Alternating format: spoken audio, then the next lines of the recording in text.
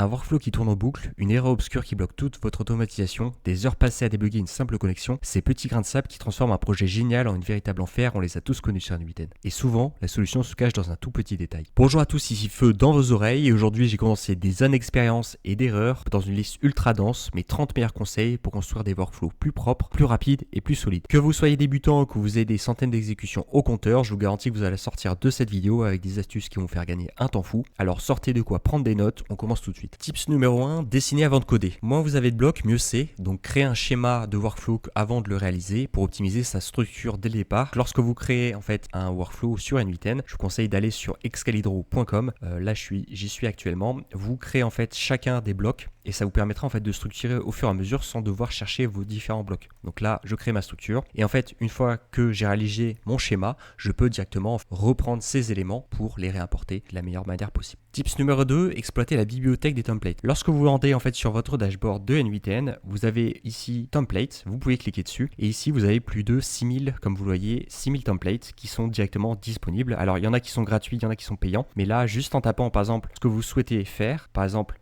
poster sur Telegram, en anglais, vous pouvez avoir différents workflows qui sont directement prêts. Vous cliquez une fois dessus et vous cliquez simplement sur Use for Free pour les importer sur votre N8N, qu'il soit sur VPS ou sur le cloud. Ça vous permettra de gagner du temps s'il y a des automations qui sont déjà faites. J'en propose moi-même par la suite. Il y a une petite doc généralement sur chacun des workflows, comme vous pouvez le voir, qui se trouve juste ici et vous avez simplement à la lire pour un peu la documenter et ça, c'est super pratique. Tips numéro 3, le raccourci tab pour gagner du temps. Ça, c'est un des plus gros raccourcis que je vais donner dans les 30 conseils que j'ai à vous donner. Quand vous appuyez sur tab, que ce soit sur Windows ou sur Mac, vous allez en fait pouvoir avoir directement les blocs prédisposés. Donc après, vous avez juste à taper basique, LLM, etc. Vous aurez directement tous les blocs. Ça vous évite en fait un par un d'ajouter au fur et à mesure. Là, vous avez directement tac, le tab et hop, c'est reparti. Tips numéro 4, réutiliser workflow. Lorsque vous faites un workflow, vous pouvez du coup l'utiliser et après le fermer ou le désactiver. Mais lorsque vous cliquez en fait sur vos différents workflows, vous pouvez du coup sélectionner des blocs, faire un CTRL-C et lorsque vous voulez réimporter sur un autre workflow, vu que c'est un format JSON, vous pouvez faire un CTRL-V et hop, vous aurez directement en fait la configuration que vous avez sélectionnée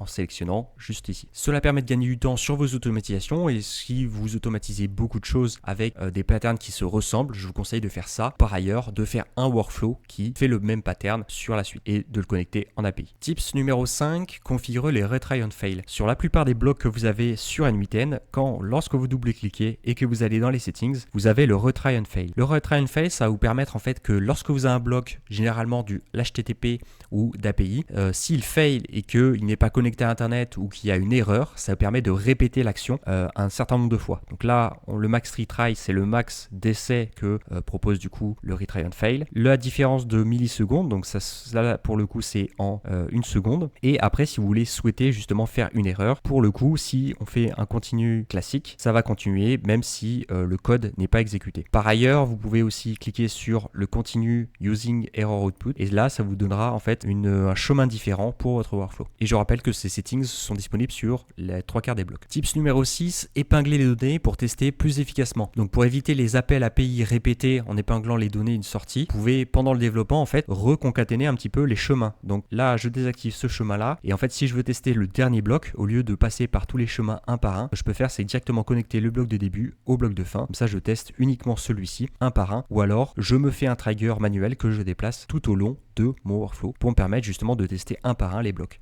Et ça évite justement d'avoir cet effet répété sur votre workflow.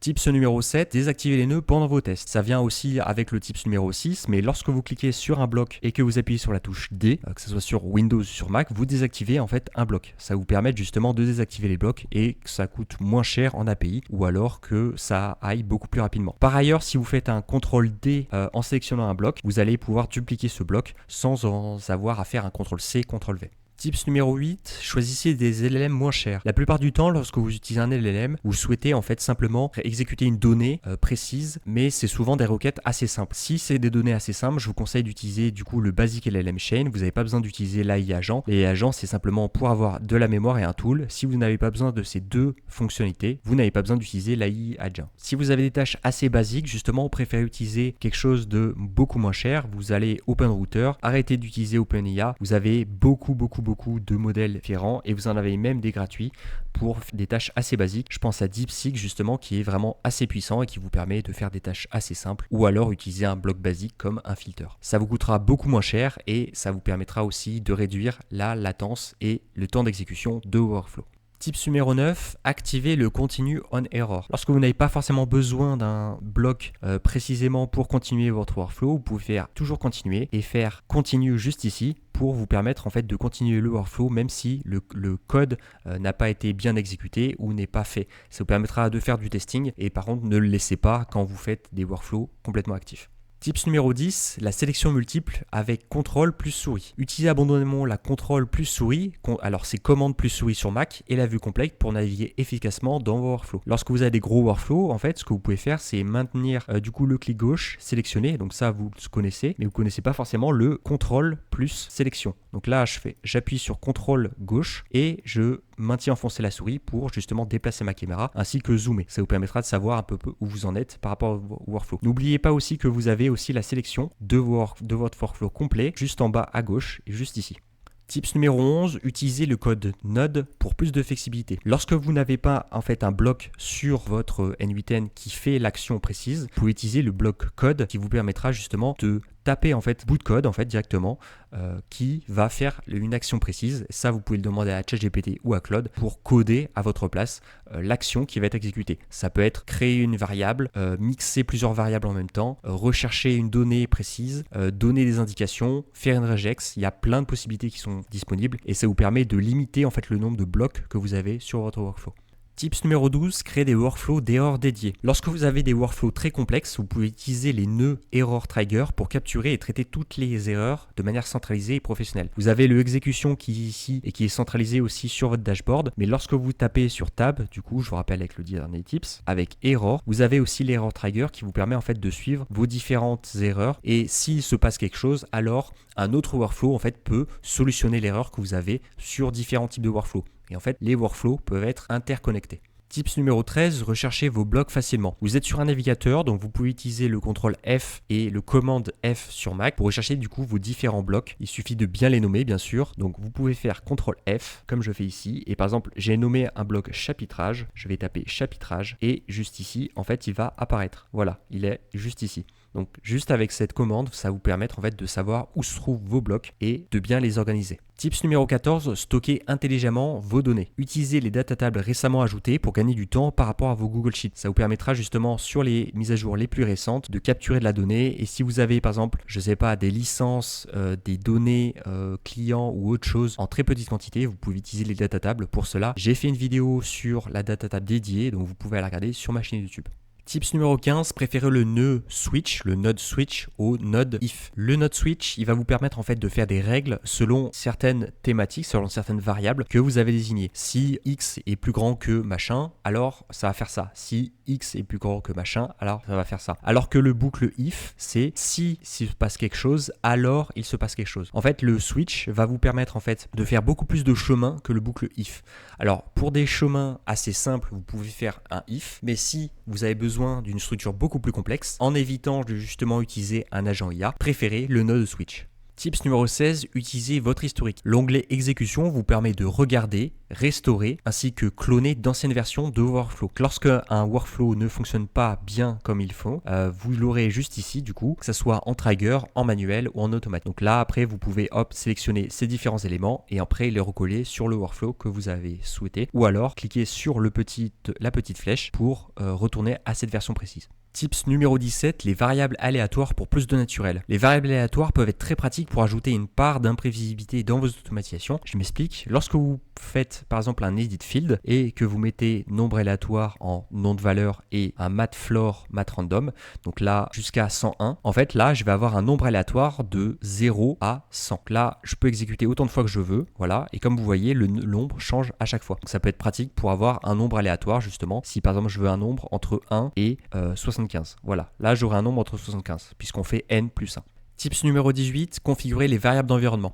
Lorsque du coup vous avez une API à connecter qu'il y a besoin d'un credential, préférez du coup toujours mettre vos credentials en sécurité plutôt que les rajouter dans le header. Préférez justement cacher vos credentials parce que si quelqu'un arrive du coup sur votre NVTN et copie vos clés API, ça peut mal se tourner. Par ailleurs, vous vous remercierez aussi de pouvoir utiliser directement vos tokens directement ici. Tips numéro 19, traiter par lot avec split in batch. Lorsque vous traitez des grands ensembles de données par lot pour améliorer significativement les performances de workflow, utilisez le split out qui permet en fait de diviser la charge de travail. Par exemple là, j'ai fait sur un Google Sheet. Donc si j'ai énormément de lignes à faire, des milliers et des milliers de lignes, et que je n'ai simplement besoin que de la colonne A, je vais split out en fait uniquement la colonne A pour ne pas avoir tout l'Excel qui peut être massif justement pour mon NVTN. Après ça dépend de la configuration que vous avez sur votre VPS. Mais en tout cas, ça va grandement améliorer les performances de votre NVTN. Tips numéro 20, les variables d'heures pour l'aléatoire temporel. Les variables d'heures aléatoires sont parfaites pour simuler un comportement humain dans vos automatisations.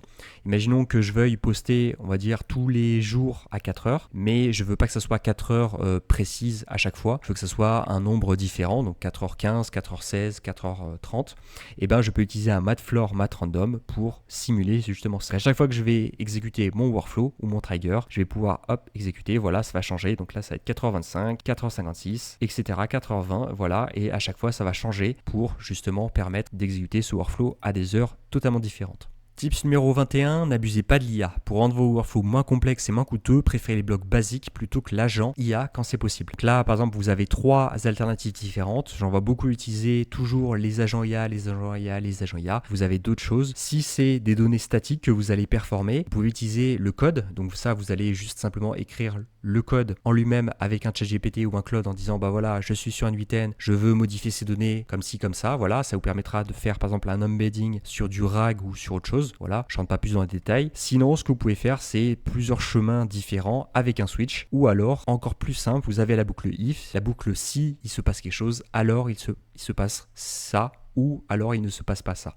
etc., etc. Cela permettra justement de rendre vos workflows beaucoup plus efficaces et qu'il n'y ait pas d'erreur sur vos LLM ou alors que ça coûte beaucoup moins cher. Tips numéro 22, annoter avec des sticky notes. Documentez vos workflows complexes avec des notes en Markdown pour faciliter la compréhension. Alors, ça peut être votre équipe à vous ou même quand vous avez des workflows un peu plus complexes pour vous faire une petite to-do list. Donc, vous avez juste à cliquer sur Add Sticky Note. Voilà, un petit post-it arrive, vous double-cliquez dessus et lorsque vous cliquez sur la palette, vous pouvez changer aussi la couleur. Lorsque vous double-cliquez dessus, voilà, vous avez en fait différents Markdown qui sont expliqués ici. Donc, le double dièse permet de faire un titre 2, le simple dièse permet de faire un titre 1 et juste taper vous permet en fait de annoter vos différents paramètres. Par ailleurs, vous pouvez aussi mettre un tiret avec un espace et ça vous donnera en fait une petite to-do list avec un point. Lors de la réalisation de grands workflows, je vous conseille fortement de faire ça puisque ça vous permettra de savoir ce qui vous reste à faire et de reprendre un workflow justement où vous en étiez arrêté.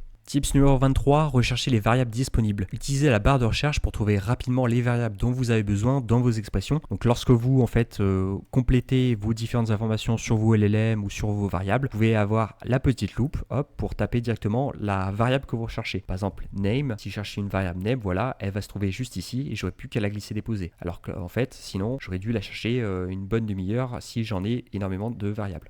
Tips numéro 24, optimiser avec l'edit field, le bloc edit field. Extrayez uniquement les champs essentiels pour réduire le bruit de données et améliorer la lisibilité. Donc lorsque vous cliquez sur l'edit field, lorsque vous l'incluez, vous pouvez en fait lui donner les différentes variables que vous souhaitez au fur et à mesure de concaténer vos différentes variables. Donc voilà, par exemple, ça peut être une variable plus une autre variable. Voilà, le nom de la commande plus le numéro de l'identifiant, etc., etc. Et comme ça, en fait, une fois à la sortie en fait de votre bloc, vous n'avez plus que des données qui sont différemment utilisées sur votre workflow. Ça vous permet d'épurer un petit peu les données que vous avez sans devoir en fait à vous coltiner toutes les données, toutes les variables qu'on a vues précédemment sur tout votre workflow parce que vous n'en avez pas forcément besoin. Tips numéro 25, activez le SimpleFig pour le raisonnement. Lorsqu'un LLM basique ne suffit pas, vous pouvez utiliser le bloc raisonnement pour obtenir des capacités plus avancées. Donc lorsque vous avez un agent, par exemple comme ici, vous pouvez double-cliquer pour sélectionner votre agent. Mais si votre agent n'a pas le mode réflexion, vous pouvez en fait le forcer en appuyant sur Tool. Voilà, directement ici, sélectionnez tout en bas ou alors tapez Thinking. Voilà, et le Think Tool vous permet en fait, sans devoir modifier, vous pouvez le modifier, mais si vous êtes débutant, je vous conseille pas, avoir en fait un modèle qui va résonner sans qu'il ait la fonctionnalité de par son API. Tips numéro 26, scrapping en API avec l'HTTPS. Utilisez le bloc HTTPS request pour scraper n'importe quelle page HTML et après scraper la donnée que vous souhaitez avec le bloc HTML, celui-ci. Lorsque vous souhaitez scraper une page HTML, ce que vous faites c'est un get simplement, sélectionnez votre URL si elle n'est pas contournée par des anti-robots et lorsque vous faites execute de step, vous allez avoir en fait la page HTML classique. Une fois que c'est fait, vous pouvez en fait dans cette page HTML récupérer uniquement les données qui vous intéressent grâce à ce bloc directement. Tips numéro 27, renommez systématiquement vos blocs. Une bonne nomenclature vous évite de vous perdre dans vos workflows, surtout quand ils deviennent complexes. Là par exemple dans le précédent tips, j'avais dit que j'extrais une page, et bien là je peux dire extraire la page, et juste à côté, extraire le contenu. Et ça me permettra justement de rechercher plus facilement sur mon différent workflow quel bloc fait quelle action. Tips numéro 28, mettez régulièrement à jour votre N8N. C'est crucial pour votre sécurité et pour accéder aux dernières fonctionnalités, ne négligez jamais les mises à jour. Pour cela, vous allez dans les settings, en bas à droite, cliquez sur settings. Là, c'est ma version actuelle. Donc après, vous pouvez vous rendre sur la release ou la doc N8N. Et là, vous voyez que la dernière version, c'est la 1.118.1. Si vous souhaitez le mettre à jour sur le VPS que vous avez fait quand vous avez installé du coup votre N8N avec mon tutoriel, je vous donne la commande et l'article, sudo apt update et sudo apt upgrade. Voilà, vous stoppez après sur le PM2 et vous installez la dernière version avec votre install. Celle-ci, vous la faites pas, je vous la conseille pas, du coup c'est juste pour les versions bêta et vous relancez du coup votre installation et ce sera bon, vous aurez votre N8N à jour. Tips numéro 29, activez la sécurité 2FA. N'oubliez pas l'authentification à 2 facteurs pour sécuriser votre instance N8N ainsi que l'HTTPS bien sûr, mais ça c'est dans mon tutoriel que j'avais fait précédemment. Donc lorsque vous rendez en fait sur vos settings, pareil, vos paramètres, vous allez dans Personal et juste ici vous allez pouvoir activer l'authentification avec votre application ou votre smartphone. C'est assez simple, j'ai pas besoin de vous faire un tutoriel, il y a juste à suivre les étapes et comme ça vous aurez une notification en plus et qui est en fait une sécurité supplémentaire. Et le dernier tips, le tips 30 et pas des moindres, rejoignez l'opération Feu, il n'y a rien de mieux pour être informé des nouveautés et d'apprendre progressivement sur l'automatisation avec une communauté en restant soudé. Donc je vous invite à le faire du coup dans la description. Et voilà pour ces 30 astuces, j'espère que ce format un peu dense vous a plu. L'objectif ce n'était pas seulement de vous donner une liste à cocher mais de vous transmettre une mentalité. La mentalité est toujours penser structure, d'anticiper les erreurs, de chercher la manière la plus propre et la plus efficace de faire les choses. Si cette vidéo vous a été utile, le meilleur moyen de me le dire est de s'abonner et de laisser un pouce bleu. Pour ceux qui veulent aller plus loin et échanger avec une communauté d'entraide, le lien est juste en dessous. Merci d'avoir regardé jusqu'au bout, c'était Feu dans vos oreilles, prenez soin de vous, automatisez intelligemment et à très bientôt pour une prochaine vidéo. Ciao.